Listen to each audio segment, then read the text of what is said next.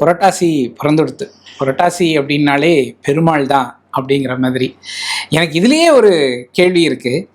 ஏன் புரட்டாசிங்கிறது பெருமாளுக்குரிய மாதமாக போற்றப்படுது?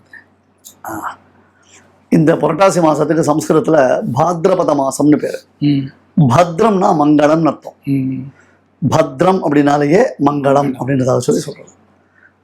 இந்த மாசத்துல தான் திருவேங்கடமுடியான் ஸ்ரீனிவாச பெருமாள், திருமலையப்பன்னு சொல்றோம் இல்லையா, அந்த பெருமாளுடைய பிரம்மோற்சவம் வருது. எல்லா பெருமாளுக்கும் பிரம்மோற்சவம் வருது, ஒவ்வொரு மாசத்துல ஒரு பெருமாளுக்கு பிரம்மோற்சவம் வருது. ஆனா இப்ப நாம பிரதானமா என்ன வச்சுட்டு இருக்கோம்னா கலவு வெங்கட நாயகான்னு. கிருத்தயுகத்துல காஞ்சி வரதராஜ பெருமாள் அவ்வளவு ஃபேமஸா இருந்தாராம். இப்ப இன்னைக்கு நீங்க நம்ம திருமலையப்பனை எந்த அளவுக்கு சொல்றீங்களோ, கிருத்தயுகத்துல காஞ்சி வரதராஜ பெருமாள் அவ்வளவு ஃபேமஸா இருந்தார்.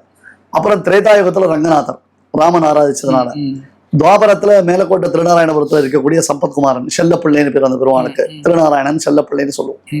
இப்போ கலியுகத்துல வெங்கடநாதன்.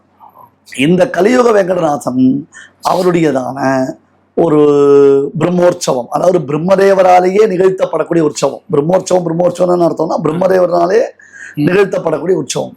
அது நடந்து அதனுடைய தீர்த்தவாரி திருநாள் இந்த விஜயதசமி சமீபத்துல சம்பவிக்கிறது அப்படின்றதுனால தான் இந்த புரட்டாசி மாசம் பத்ரம்னா நம்முடைய மங்களங்களை வளர்க்கும் மாசம்.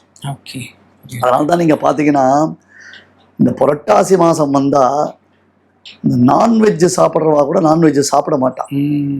கரெக்டா. பொதுவாகவே சாப்பிடக்கூடாது, அதுல சந்தேகமே வேண்டாம். ஒரு உயிரை கொன்னு சாப்பிடும்படியாக அது நம்ம அதை ஏற்க முடியாது. ஆனால் அப்படியே சில பேர் சாப்பிட்றா அப்படின்னு வச்சுட்டா கூட அவ புரட்டாசி மாசத்துல அதை விலக்கிடுவா. ஏன்னா அந்த ஒரு மாசம் எப்படி மார்கழி மாசம் விஷ்ணு தேவதையா நாம விஷ்ணுவ கேசவனை வழிபடுறோமோ, அது மாதிரி புரட்டாசி மாசமும் டெடிகேட்டட் டு மகாவிஷ்ணு.